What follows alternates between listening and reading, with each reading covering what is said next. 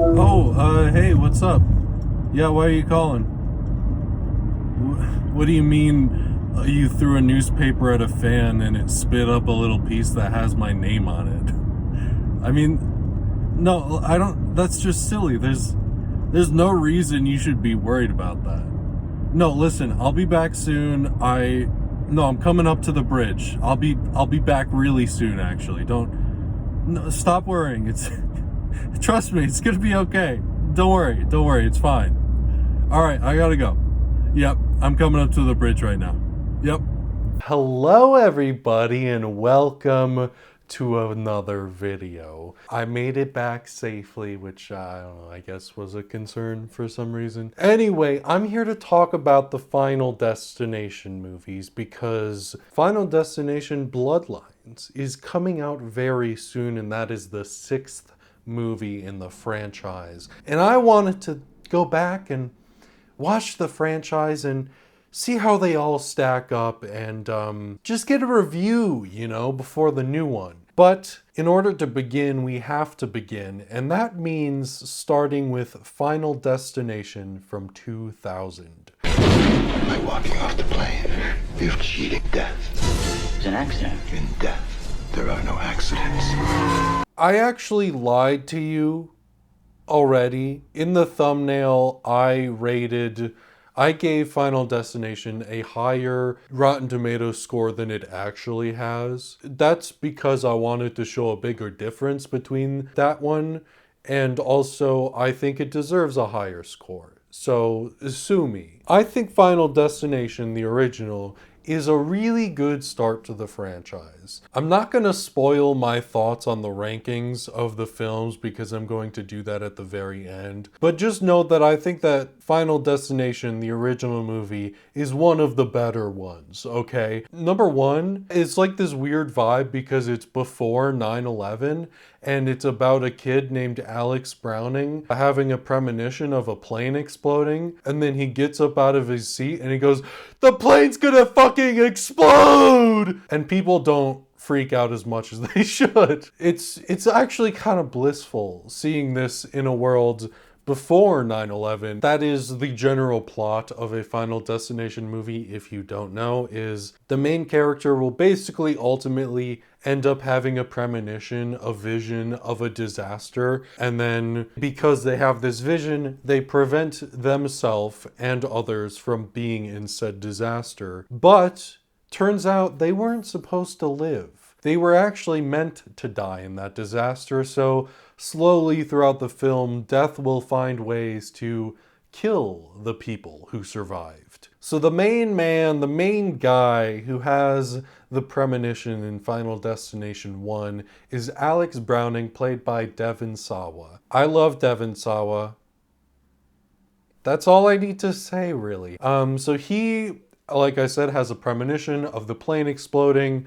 A whole chunk gets ripped off. People get thrown out of the airplane. There's a whole series of explosions, and then his face gets burned, and then, whoa, that was just a premonition. He sees that things are the way he predicted in his premonition, and he goes, hey, gang, you need to stop this plane. It's gonna freaking explode. And in the freak out, it causes several other people to get off the plane, including his best friend Todd, a girl named Clear Rivers, not Claire, Clear, Clear, some himbo, a bully named Carter, and a teacher named Miss Newton. Oh, and also another teacher. But yeah, so they get off the plane, they get escorted off the plane. There's like an argument and whatnot. The teacher, Miss Newton, is basically like, hey, we need another teacher on this plane because we're escorting these students to go to Paris. It's like a school trip. She basically tells the other teacher, no, you should go because you know French. I don't. I'm just here as like a supervisor. You should go on the plane. I'll stay here and we'll get another flight later. And then while people are arguing, out the window, you look and you see, oh, what, that plane just exploded. Interesting. Now, how'd he do that? How'd he predict that? Well, that's something the FBI has to come and talk to Alex about. But basically, the FBI is like, hey, Alex, you said the plane was going to explode, and then it did. Did you... hey, did you, man to man, did you, like, blow up the plane? Also, one of the FBI guys is named Shrek. And this is before the DreamWorks movie came out. So another interesting before times era thing to do. This flight is known as Flight 180. It's known as the Flight 180 disaster. And I just kind of want to quickly talk about these disasters from these movies. Typically, I'm looking at you, number 4. These movies, they're disasters based on some like larger fear that people have. Flying. People hate flying. But also, in this original movie, a lot of the individual deaths also happen to be based on fears that people have. Not all the time. For the most part, I want to say that this movie doesn't quite exactly reach like the super high levels of what the hell is going on here of the later movies. A lot of the later movies become this elaborate Rube Goldberg-esque fucking shit. This movie doesn't do that as much, which is fine. It still has some goofy isms. It's a little silly, it's a little campy, but in a way that I love because death could theoretically just like, I don't know, cause a head-on collision. But no, death is like, what's like the most fun way I can do this? And I love that about death in these movies because death basically has a personality and it feels like death is going, oh man, they survived my disaster. I guess I gotta have some fun now. Oh, woe is me. And I think one of the main reasons why I like this movie over some of the later installments is because pretty much all of the characters are enjoyable. Even Carter the bully, who is a dick, by the way, even he has like a personality more than just being like the bully. And he kind of has like this redemption arc eventually. And so like even the bully has character to him. And, you know, I enjoy watching him. I really like Alex Browning. I think he's a fun character. I really like Clear Rivers. I like the himbo. I forget what his name is. I probably have it written down somewhere, but what can you do? Even Miss Newton, who I don't really agree with in terms of like how she handles things. It's grief. You can handle it however you choose. But even Miss Newton is interesting because she, you know, she feels survivor's guilt. The thing about her is she hates Alex. She doesn't trust him. She's scared of him. She calls the FBI on him. But even at like this special like ceremony thing they have for the people who died in the explosion, she's like, Alex, stay away from me. You're scary and I don't like you. I'm like, you're an adult. He also survived this tragedy. He's a kid. He's a high schooler. In the beginning of the movie, Alex and his friend Todd also have a really interesting relationship. Todd has a twin brother, or just a brother, who also died in the explosion. So basically, Todd's parents don't trust Alex, and so Todd and Alex aren't able to really hang out or see each other. So they have this like remorse where like they're best friends, they want to be able to lean on each other, but they kind of can't. You just see like how good of friends these two actually are, and I really enjoy that because I want to see characters that care about each other so that when things inevitably happen, it's, you know, like, oh no, oh man. It's actually kind of fun seeing the characters have to figure out what is going on, and then we see them figure out slowly but surely that death had a plan, thanks to Tony Todd, the coroner.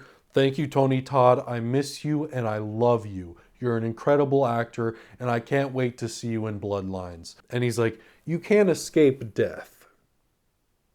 I mean, you can like intervene maybe, but you anyway. Well, Alex goes back to like a diagram of like the electrical wiring explosion thing, and he's like, oh, so the people are dying in the order that they died in the plane.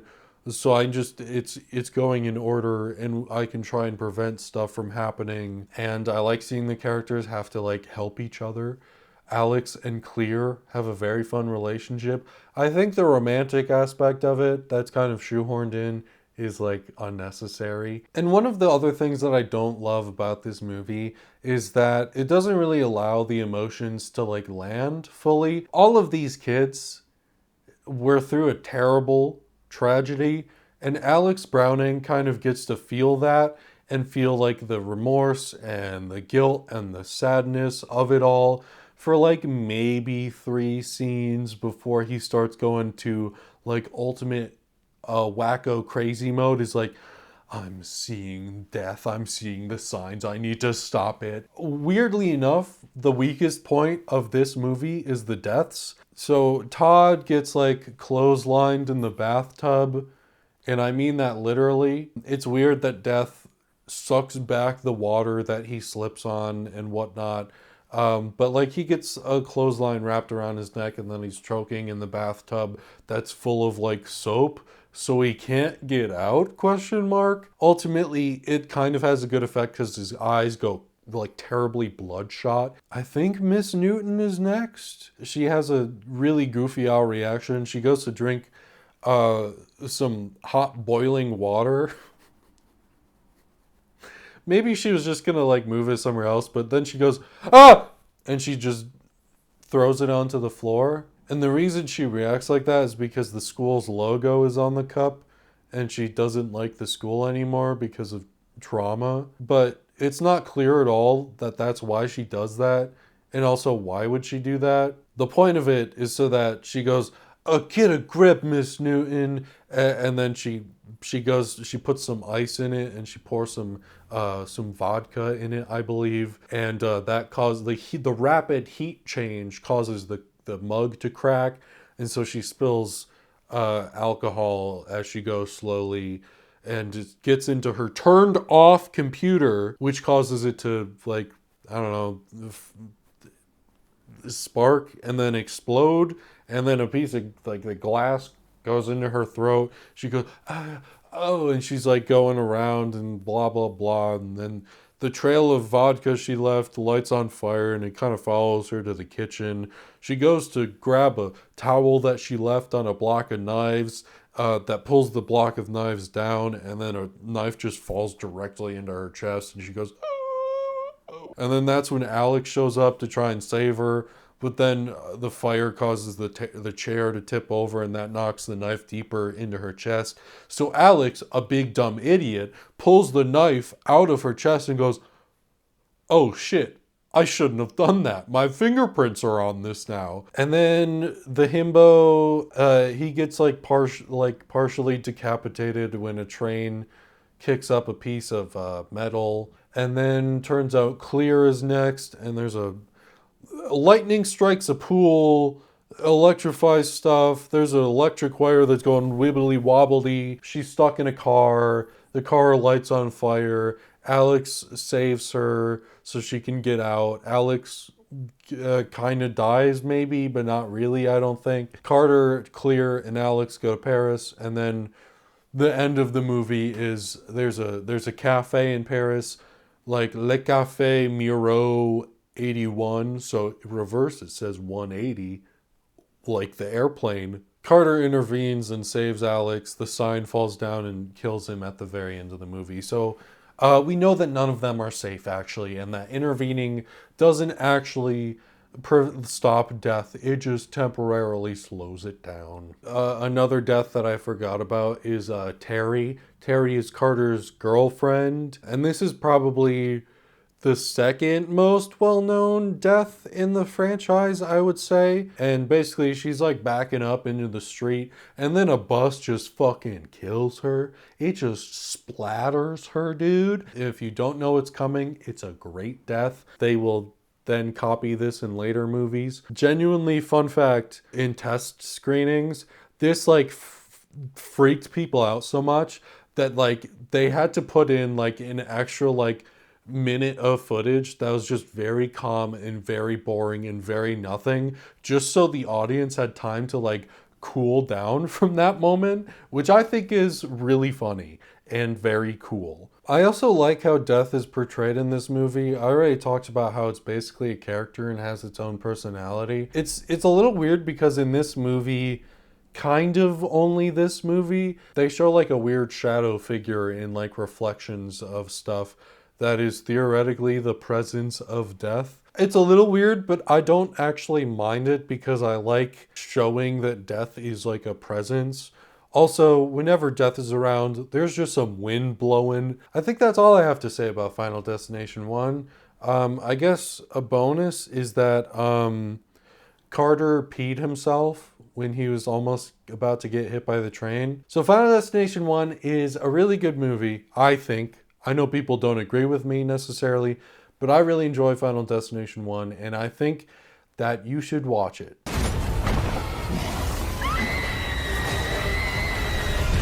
My premonition was just like his. Moving on to Final Destination 2, and I believe that this one is probably the most well-known in popular culture, and that's because the disaster of this one is Route 23, whatever, it's a highway. So these kids go onto a highway, and there's a log truck.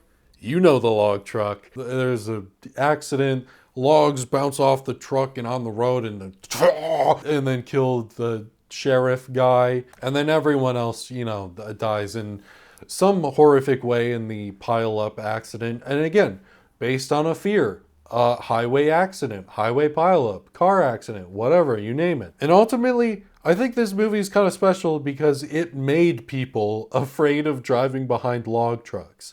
Not that they weren't afraid before, but like after this movie, it kind of has like a Jaws effect where people were like, oh fuck, I don't like sharks. This movie's like, oh fuck, I don't like log trucks. The main character of this movie is Kimberly, played by the actress that plays JJ in Criminal Minds. I forget what her name is. I think in this movie her acting's a little sometimes, but in Criminal Minds she's pretty great. So like, I don't know, it could just be like weird dialogue or directing or something. But that's another thing of Final Destination movies is sometimes the acting is like iffy. And I think this is probably the last movie where I would say the acting is like overall good. So just take that into consideration. She has a premonition of the Route 23 disaster. She blocks off traffic so that it doesn't happen. There's a sheriff named Thomas. Last second, a bus is about to kill her and her friends because they would be next in line to die. So Thomas intervenes and saves her. Her friends still die. And once again, we get to see Kimberly experience grief and sadness for like maybe 2 scenes, and then it doesn't matter anymore. Also, this disaster, the Route 23 disaster, is incredible. I think it's very incredibly well done. The effects are great. Most of it was done practically. And at the end, I'm going to rank the disasters as well. But just know that this one is really well known for a reason, I think. So this movie doesn't have as many characters that are memorable to me. Clear Rivers returns. In between movies, she put herself in an institution so she'd be in like a safe padded room the entire time. But what the fuck, Final Destination 2? You're gonna kill Alex Browning off in between movies off screen by dropping a brick on his head?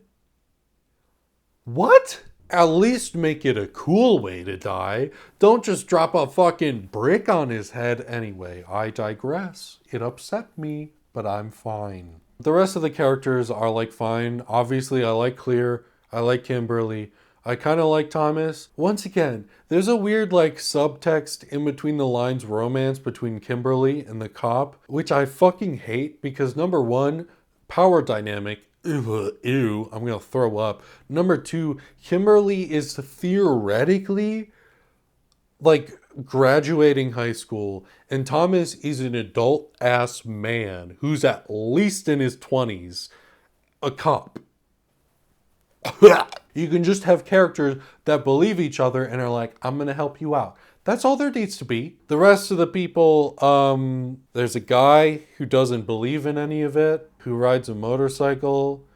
He's a teacher. There's a woman and her child. That's what they are. And then there's another dumb idiot himbo guy who does drugs. One of the complaints that some people have about this movie is that this kind of starts the tradition of having characters that are just like assholes. And to a degree, I agree. Like, I think the teacher guy is like my least favorite character in the movie because at one point he pulls a gun on people because he's like, if this is gonna happen, even though I didn't believe it like 2 seconds ago, I'm gonna,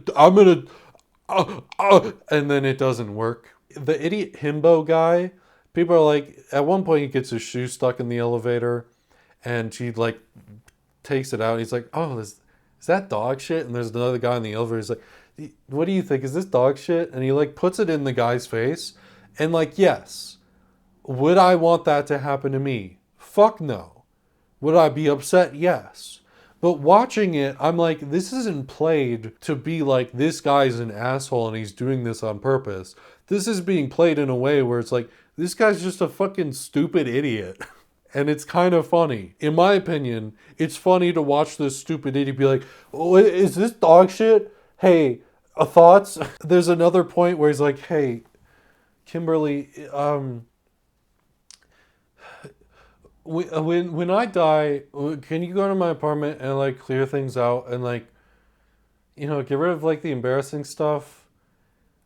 I don't want to do that to my mom. I don't want her to see like my drug stash and all that. And like like that moment, I was like, oh, I like this guy. All of the deaths are like amped up. The individual deaths, the effects are all really fun and really good in my opinion. The first guy is a lottery winner. So he has a bunch of stuff. He drops his brand new ring down the drain. He has a nice Rolex or something on. So he goes to grab it out. His hand gets stuck because of the Rolex in the drain. And meanwhile, there's a fire over here because he started cooking shit. He tries to get out. He does get out. He gets out of the apartment. He's on the fire escape. The apartment basically kind of explodes. He gets down to the bottom. He slips on some spaghetti, falls back, and then the fire escape ladder falls into his eye. And it's really good. You can see that Death is having fun again. And it's like, it's starting to gain that like campiness where it's like, oh, I like this. Because this guy has like those letter magnets on his fridge. And it's like, hey, E, because his name is Ethan. But Death is like, I'm gonna be silly. I'm gonna knock over the H so it spells out I. So like it's predicting that the ladder's gonna go into his eye. I don't know. I'm kind of quirky like that, and I love it. I think it's really funny. The kid gets squashed by a plane of glass, and Kimberly and Thomas have caught on now, and they know she sees like pigeons. She's like, "Watch out for the pigeons!" And then the kid is just like, I'm gonna fucking scare these birds, dude. So he does that, and then a plane of glass falls and crushes him. And it looks really good. The mother gets her head stuck in the elevator. The elevator starts going up, and then she gets her head ripped off, basically. There's a little bit of a car wreck. Oh yeah, smoker girl, businesswoman. She barely avoids dying. A broken PVC like goes through the head of her like car seat while she's driving. Firefighters show up to save her. Guy used like the jaws of death to like open up her door, and it sets off the airbags and sends her head back into the PVC pipe, and it's like sticking out of her forehead. There's an explosion also at that field that causes like a fence with barbed wire to just go and then just cut the drug himbo stupid guy like into pieces in a fun way. And then at the hospital, there's the teacher guy. He's basically on like a ventilator, and oxygen leaks into the room and something. And then the hospital room explodes, and Clear explodes in it. And I fucking hate that. Clear Rivers is like the girl, dude. She survived the first movie, so she's here. And the one thing I'll say that I like about this is that she sees the signs of like fire and explosion in a much earlier scene. But like, you don't even give her a chance to like notice the signs of an explosion at the hospital. So it's just like she just gets killed by proxy. And it's upsetting because at least if you're going to kill Clear, I want her to have her own death, to have her own like really cool, really awesome death. And at some point, Kimberly and Thomas went to motherfucking Tony Todd, the coroner. He basically explains that new life is the way to survive. And they assume it's because there's a pregnant lady on Route 23 and she has to give birth. So they try and make that happen. She wasn't in the original explosion though, so that's the twist. Kimberly figures out that I have to die so that I can be resuscitated, and that's the new life. And I guess it works. And also, Thomas gets to live because of that. He didn't die. He didn't get new life. So why does he get to live? That has always made me angry. I don't even like the explanation of them getting to live because of this. Because, spoiler alert, unless you count the DVD pack-in, like, choose your own special fucking type of thing as canon, Kimberly and Thomas are the only two characters in this entire franchise that survive. And another thing, each Final Destination movie consequently decides to implement a new twist on the death curse, as people have sort of dubbed it. In this one, death is going backwards down the line. The people who died last in the disaster are dying first now, which is why Kimberly was the first on the list to die, and that's when Thomas intervened. The reason why death is going backwards is because each of these characters lived because of the survivors of Final Destination 1. The businesswoman was late to a convention where people died because she was on a bus that hit a lady, aka Terry from the first movie. So everyone that died in this disaster was supposed to die at another point, but were saved because they were distracted by the survivors of the first movie, and that's why it's going backwards. It's a little goofy, it's a little silly, but I like the connection, and I like that it explains away this idea that, you know, these people are meant to die. If they interfere in any way with other people's lives, those people are gonna have to die sometime. So yeah, that's Final Destination 2, and we still have 3 movies to go, and I need to speed up the pace. The ones who got off that roller coaster are still going to die. Unless we can figure out how to stop it. Final Destination 3. Here we go. Okay. Main character is... I forget what her name is. So the main character is Wendy, and she's played by Mary Elizabeth Winstead. And I love her. So I love this movie. Not really. I mean, it's a good movie, I think. I think these first 3 movies are definitely worth watching. The disaster of this movie is Devil's Flight. And no, it's not an airplane. Devil's Flight is a roller coaster. So again, another fear that people have. Wendy and her class, again, they're all seniors. Wendy is a control freak, as the movie likes to remind you frequently. They're at this place, the place that has roller coasters. You know the place. And Wendy, is, you know, taking pictures along the way for the yearbook, snapping good memories, great memories for ye old class of whatever they are. She has premonition of the roller coaster breaking and killing a bunch of people. Lo and behold, she gets off and a bunch of people get off. But for some reason, her boyfriend and other main guy's girlfriend who are sitting on the front because of a whole weird swapsy seatsy doodle thing are not allowed to get off the roller coaster. So they go and then they die, and that causes sadness and grief for these characters. What is the guy's name? Kevin. His name is Kevin. This movie is genuinely, I believe, the start of the decline of the franchise. This is where the characters start to be actually unenjoyable. One of the characters is just an absolute disgusting pervert sleazeball. He's asking these high school seniors to show they and well, he's graduated high school already.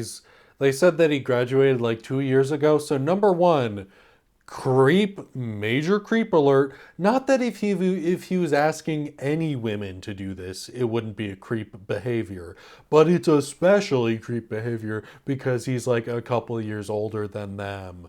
So gross. There's a jock who also is just not an enjoyable character. There's a guy named McKinley, same as the school, and his girlfriend, I think, and I like McKinley. She's forgettable. Oh, and then there are two hot girls, the girls that Frankie the pervert asked to, and they have what might be one of the best deaths in terms of like, it's just crazy, absurd, and darkly comedic. And at this point, the franchise is well aware of itself internally and externally. So internally, the characters are like, Kevin is the one that starts this. Kevin is like, I did some research and I found out about this like Flight 180 thing and this like crash on Route 23.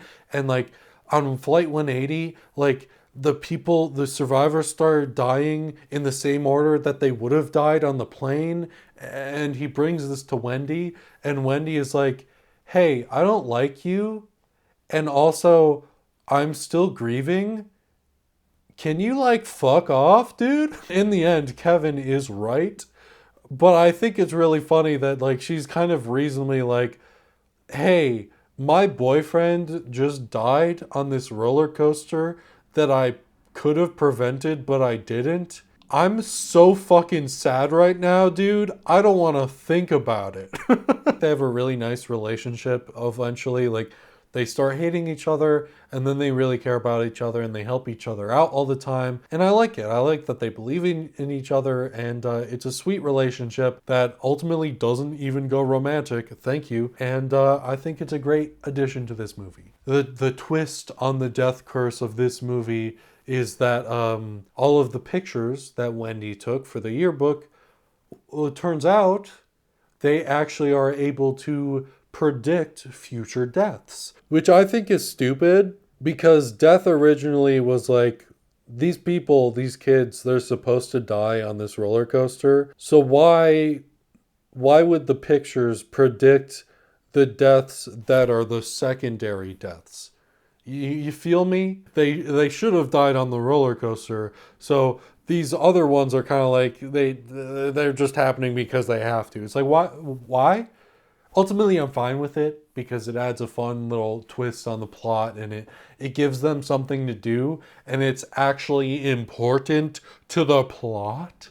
Looking at you for individual deaths. The first one is the two hot girls. They go to get a tan. They go to a tanning salon. Don't use those. Very good chance that you could get cancer from that. So general warning, don't use a tanning salon or tanning booth, please. They go like together. They strip down naked, so this is gratuitous nudity, which is the one thing I don't like about this death. And their deaths are genuinely like really disturbing. They get locked into the booths as it like malfunctions and heats up, and like the glass starts breaking, their skin starts boiling and bubbling, and like basically a fire starts, and they just start getting roasted alive inside of these tanning booths, and it's genuinely very dark and very disturbing. And then it cuts to their fucking coffins in the fucking burial plots at a fucking gravesite. It is a wonderful, beautiful piece of dark comedy. And then this is where Wendy goes conspiracy nut, and it's quite possibly one of the funniest things this franchise has done, because she's looking back at the pictures and she sees that these two girls in the picture she took, it looks like they're getting engulfed by fire. So she makes the connection, and so she does research. So she goes over to Kevin and she's like, I think you were right about this whole death curse thing. And so she whips out a printed photograph of Abraham Lincoln, and it's the last picture taken of him. And the glass plate from the picture has a crack right where he got shot. So the picture predicted Abraham Lincoln's death. And get this, whips out another picture. And what is it? None other than the fucking Twin Towers with a shadow of a plane on them. That's the last photograph Lincoln posed for. Look, see the shadow? Yeah, man. Yeah. I like it. You know what? I think it's funny. I like it. Anyway, moving on with the deaths. Basically, Wendy and Kevin go to a drive-in because they're trying to figure out how Frankie's going to die. And then while they're there, they get pushed up against the building by another truck, and the truck comes careening down the hill and crashes into them. They get out of the vehicle in time, but the motor from their car goes flying out and into the back of Frankie's head, and it has like a motor, so the motor like spins into his head. It looks really good. The effects are great. The jock, I guess his name is Lewis, he's working out, and they have a prediction. Some swords fall, cut a rope or cable thing, and then he's lifting this weight thing, and then the weights, because they're not supported by the cable, fall and squash his head. Ashlyn Halperins, this is the girlfriend of McKinley. This is like the longest Rube Goldberg setup of any of these movies. Basically ends in her getting like nail gunned through the back of the head. And I think this is one of the best looking deaths in the franchise effect wise. It is disgusting. And then McKinley ends up getting splattered by a sign, and it's very similar to the glass pane death from the previous movie, but it has like really good effects added in where like part of his body like gets scoot over and he's like twitching in the ground, and it looks really good. Once again, most of the characters I don't like. I like McKinley. Is he an asshole and a dick? Yes. He considers killing people. He doesn't really believe the death curse for a while. He's kind of a dick. But he's portrayed in a really fun way that's enjoyable to watch. So while the character himself is not good, the character as a screen presence is, to me, enjoyable. And then the movie ends with Wendy finding her sister on a subway. Her sister was also originally on the thing, but you don't need to worry about that. And then they also find Kevin on the subway, and then she has these signs, and then we get a new premonition, right, where the subway car derails and kills everyone, and it's a new disaster. And that's how the movie ends, by showing us that it's a premonition, but like, it happened. I don't think any of them could have survived that. I think they all died. So yeah, Final Destination 3 to me is the mark of the start of the decline of the franchise. I still think 3 is worth watching though. I think 3 is quite a bit of fun, and I think you would have fun watching it yourself. I keep having these visions. I see how the next person was gonna die. What do you mean, the next person? Now we have Final Destination 4, aka The Final Destination. Spoiler alert, it's not the last one. I'm just going to continue to refer to it as 4. Also the bad one. So I think Final Destination 4 is bad on like almost every account. The acting is bad. I don't like any of the characters except for one. The deaths are kind of like mediocre. There's some fun ones, and the disaster is terrible. It's really bad. So we have plane crash or plane blowy uppy. People are scared of flying. We have highway pileup. People are scared of that. We have roller coaster. People are scared of that. You know what's like the next biggest fear right underneath those? NASCAR races. They're at McKinley Speedway.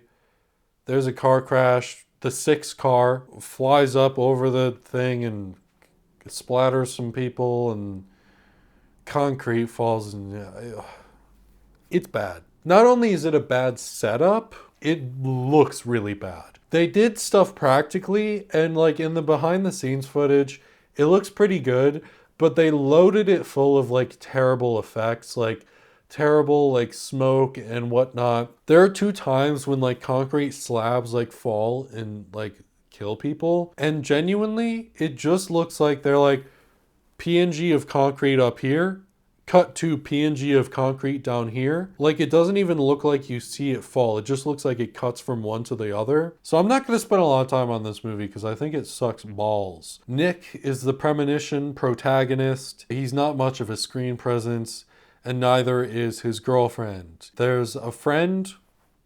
His name is Hunt. He's a douchebag. His character is that he likes to get puss. There's a car wash friend who has really inconsistent writing and character personality traits. And then there's George. Oh, and then racist guy as well. And then a mechanic. So first off, we have the wife of mechanic?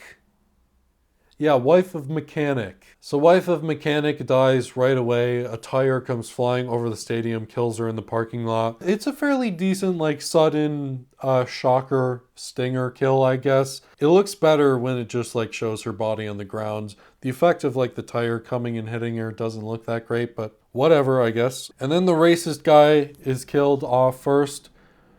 Thank God. The movie makes sure you know he's racist. Like, 100%. Guy calls the other character, George, who is a black man, the N-word, hard R. He said something about like him decreasing property value. And then, because he blames George for like not letting him to go back to save his wife in the disaster, he shows up to George's house and is about to fucking clan it up and fucking burn a cross in his yard. But then his like tow truck starts, it starts playing music, and then it starts driving, and then he gets caught on the hook. So he starts getting dragged down the road, and then sparks fire, and there's a gasoline trail, and he's on fire while he's getting dragged down the road. So like, I get what the movie's doing, but at this point I'm just kind of like, no, I get it, movie. I get what the point is. And then the mechanic gets hit with a flying like air canister, and he gets flung into a fence. This is not a real fence. It's like a chain link fence, but instead of chains, it's like metal pieces that are this thick. And it doesn't look real because it's not. I assume it was made for this death. And he gets smushed into the fence, and like little like segments of his body like squeeze out, and it doesn't look that good. And then at the same time, we have Car Wash Girl and Hunt the douchebag. Her car's malfunctioning. She gets stuck in the car wash. Her car fills with water. She sticks her head out the skylight thing. It gets stuck. She's about to get her face grinded off. She gets intervened. She gets saved. Hunt, however, is at a pool, and it's on drain mode. He gets sucked into the drain. He gets his ass sucked real good. He like a juice pouch getting squeezed, and then his insides come out the whatever drain. He should have drowned before this happened, but you know, whatever, I guess. And then there's a cowboy who's in the hospital. There's a racist old man, and he's about to go in for like some water therapy or something in a giant tub. Tub falls and squashes the cowboy. This is one of the stupidest deaths in my opinion. George gets the same bus kill that Terry got, basically. We can't even be that original. We got to repeat stuff. George was the only character I liked. He's like the only fucking likable guy. Even the main characters, Nick and his girlfriend, are very bland and very nothing. At least George has a personality. He tries to sewer slide several times because he's like, I want to take initiative. I've come to terms with it, and it doesn't work because it's not his time. And then all the survivors are in a cafe, and Nick is like, whoa, what? Hey guys, what if this was the plan all along? What if this is how it was supposed to happen? And then a truck comes swerving into the cafe and kills him. This is also in 3D, or it was originally.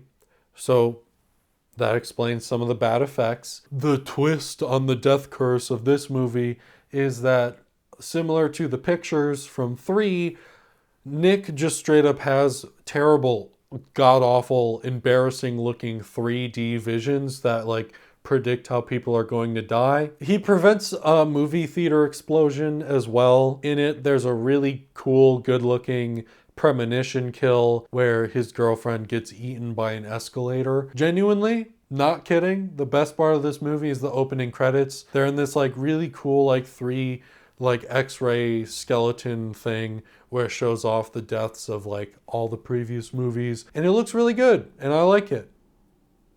Rest of the movie, I wouldn't watch it if I were you, and that's all I'll say. I've seen this before.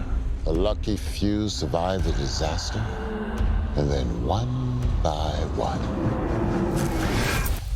death comes for them all. Next up, we have Final Destination 5, and this is the last movie before Bloodlines comes out. So this movie, for some reason, is the most well-rated on Rotten Tomatoes. When I said I lied to you in the thumbnail, the rating here, the rating for this movie is what I based that one off of. I don't understand it.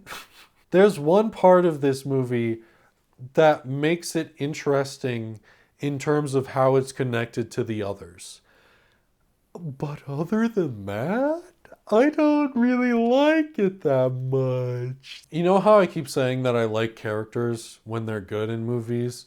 This one doesn't have characters that I like. At least 4, the piece of shit, dog shit movie that it is, had George. This movie doesn't really have anyone that I like. It has the return of Tony Todd as the coroner, so I appreciate that, and that does help. I don't like any of the characters, really. To me, they're just kind of bland and boring, and I don't care for them. I want to root for the main characters, the protagonists, and I just don't give a shit what happens to them, man. So Sam has a premonition of a bridge collapse, and again, we're back to actually having a good disaster, because people are scared of bridges, all right? They're scared of heights, scared of bridges. There we go. I do think it looks pretty good. I think there are some like CGI elements that don't look great. I think for the time, they're pretty good. Once again, this movie, I believe, was released in 3D, so there are some not great 3D stuff. They're up on a really high bridge above the water. And so the entire time I'm going, I get that it's high, but couldn't they just jump into the water and like survive? Yes, they could. You want to know how I know that? Because the movie proves it. The movie shows one of the girls falling into the water and she lives. Granted, a car falls onto her and that's how she dies, but it shows you that if these characters just jump into the water, there's a good chance they'll live. So when they're fucking hanging on to like a girder for dear life so they don't fall, I'm like, just let go. Just fall in. The movie literally showed me that they could do that. So you're kind of undercutting your own like tension here, because now I'm just like, well, I feel like I'm going crazy. I feel like I'm being gaslit right now. Once again, there's a racist and a pervert character, except they're actually combined into one character, and his name is Isaac, and I don't like him. There's a boss named Dennis. There's a guy named Nathan who's kind of a friend. Not that I don't like him, it's just that he doesn't do anything. And then there's a girl named Olivia, same story. She doesn't really have a personality other than the fact that she's supposed to be the hot one. And then there's Peter, which is main guy Sam's basically best friend, right? Peter has a girlfriend who does gymnastics. Basically, they could have made it really good because it starts off really good. Peter and Sam are good friends. They have a good relationship. Peter's girlfriend dies. He is really grief-stricken about this. You could have made this like a really cool, like, bros stick together and they help each other through really hard times type of deal. But instead, Peter turns into a bad guy because the new twist of the death curse is that instead of new life, you kill someone else. This is my least favorite of the death curse twists, so I hate it. But Peter turns into an evil guy and is like, I'm gonna kill Molly. I'm gonna kill Sam, my friend's girlfriend, because she didn't originally die in the disaster. So frankly, I don't think she deserved to live over my girlfriend. Unbelievable jump in character there, but okay. But back to the deaths, right? Peter's girlfriend, she's a gymnast. She's flipping and twirling on the bars, and then Death blows some chalk at her, and for some reason that sends her going whoop, whoop, whoop, whoop, whoop, and then she like folds in half, and it's really gruesome. And the death is honestly pretty damn cool. Unbelievable, sure. I don't think a human would fold in half like that. She like flies in the air like a fucking fan. But it's a good death nonetheless, and I like it, even if it is unbelievable. Next up, the pervert guy, Isaac, racist as well. He gets acupuncture.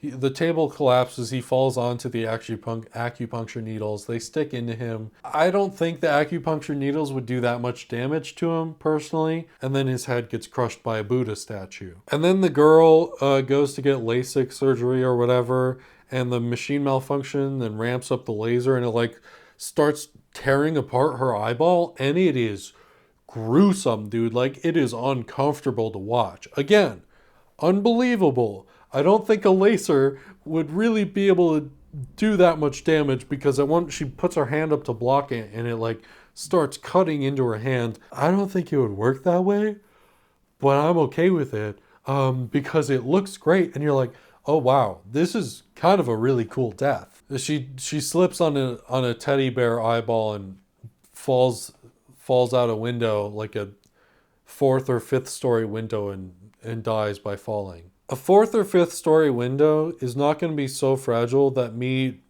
accidentally going into it is going to fucking totally shatter it and allow me to fall through, but okay. Also, it's just a lame end to the death, because the laser stuff is really cool, and then it's just, does she fall? There's a guy at the factory, he falls and a hook goes through his head, and you see it like he's like there for a second, then it pops out through the top of his head. And this is how Nathan lives, supposedly, because he kills the worker. Even with what they show on screen, I'm like, that's not Nathan's fault. And then the boss very suddenly gets a wrench flung into his face, and it's pretty good gore where it shows his body. And then there's a whole FBI plot, because again, we can't be totally original anymore. This one drives me crazy because there's an FBI agent named Agent Block, and he goes up to Sam and he's like, how'd you know the bridge was gonna collapse? And Sam does the whole Alex Browning routine. He's like, I don't know, I just saw it. I knew it was gonna happen. And FBI agent is like, I don't believe you. I think you did this. I'm sorry, you think this one guy fucking what? Set up several explosive devices along the entire bridge while he was on a bus full of people, witnesses, that didn't see him do anything. At least with Alex Browning, I'm like, yeah, he could have hid an explosive in his bag, carry on or something. And then the movie wastes time showing Agent Block being like suspicious of Sam by like going to like the death site of like the gymnast girlfriend. And he's like, so many witnesses were here. Number one, to see how the gymnast girl died. Number two, to see that Sam was nowhere near these fucking death sites. What are you on about? And then the whole reason Block is here is so Block can show up after Peter is acting suspicious, and then Peter shoots Block and he dies. So Peter steals Block's life, but then Peter's like, no witnesses, and he goes to kill Molly still, and then Sam stabs Peter with a shish kebab knife skewer thing, because that's his thing. He was going to be a chef as well. So let me rant really quickly to you about this new twist, right? Killing someone swaps lives. Okay, it worked for Nathan. Nathan gets to live. Death skips him, moves on to the next person. Cool. Peter kills Agent Block and then dies like a minute later. So hypothetically, if their lives swap, that means Agent Block would have died a minute later. And this gets explained with Nathan too, where Nathan is told that like the worker had a brain aneurysm and he would be dead any day now, and then Nathan dies. However, the way that Sam gets out of it is by killing Peter. Theoretically, death at least temporarily skips Sam, though, for killing Peter for 2 weeks. And time skips are not that unusual in this movie. Like, even the first one has stuff that doesn't make sense. But then Sam is on the plane blows up. That's the twist. That's the twist ending. That's why Flight 180 exploded, because this is actually a prequel. He's on Flight 180 to go to Paris, to go to the Cafe Le Miro 81, which is the one that kills Carter with the sign swing thing. It's all connected. The plane explodes, killing Sam first, and then Nathan. And so what are the rules, man? It bothers me in this movie specifically because a lot of the other stuff is bad, and I just don't like that it causes Peter to be a killer and like just switch like that. I do like the twist. The connection is very fun. I like that it very directly goes, okay, 5 directly connects into 1, which directly connects into 2. Also, kind of 5 connects into 4 somehow, because Nathan is at a bar and the worker was part of the crew or something. That was the 6 car. Anyway, I need to move on. Now it's time to do some rankings, all right? My ranking of the disasters, because that's a lesser thing to rank, goes as such. In last place is the McKinley Speedway disaster. It's bad, it doesn't look good, and I think it's a stupid premise. Following that, I'm actually going to put the bridge from Final Destination 5. I don't think the bridge looks all that great all the times, and like I'm kind of drawn out of it because I'm like, just jump into the water. And then after that, I'm going to go ahead and put the Devil's Flight roller coaster disaster. I just don't think it looks as good as the others. I don't think it's as I don't know. I think it's decent. I like the fear of roller coasters playing into things, but it's like, it's like okay, you know? And then in second place, I'm going to put Flight 180. Flight 180, I think, is a very solid start to the franchise, and I think it's a great play on the fear of flying. And I think it's kind of incredible how it's predates 9/11. And then in number 1, we have Route 23, the log truck pileup disaster. It just looks great. Most of it was practical, and it all looks really good, and each of the deaths within it are really good as well. I could technically include the subway train premonition and the movie theater. Movie theater would probably go just above the McKinley Speedway, and then the subway car. Honestly, I kind of even like it more than the bridge, so I would put it above bridge. Now to rank the movies in order. Coming in last place, as you might have guessed, is The Final Destination, aka Final Destination 4.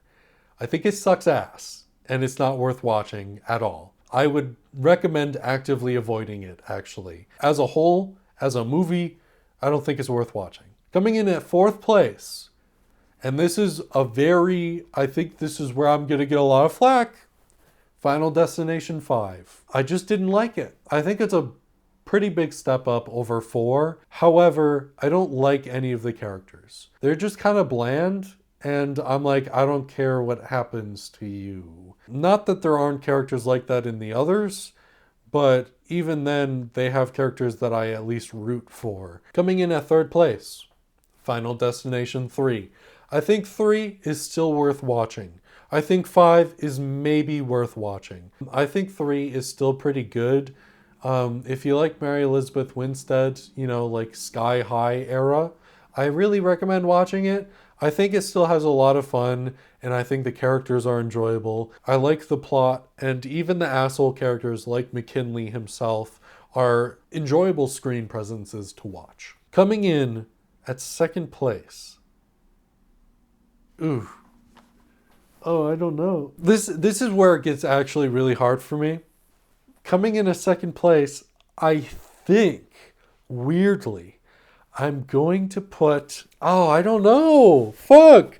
I planned this out. My original plan was Final Destination 2 in second place because I like the characters and general plot of the first movie more.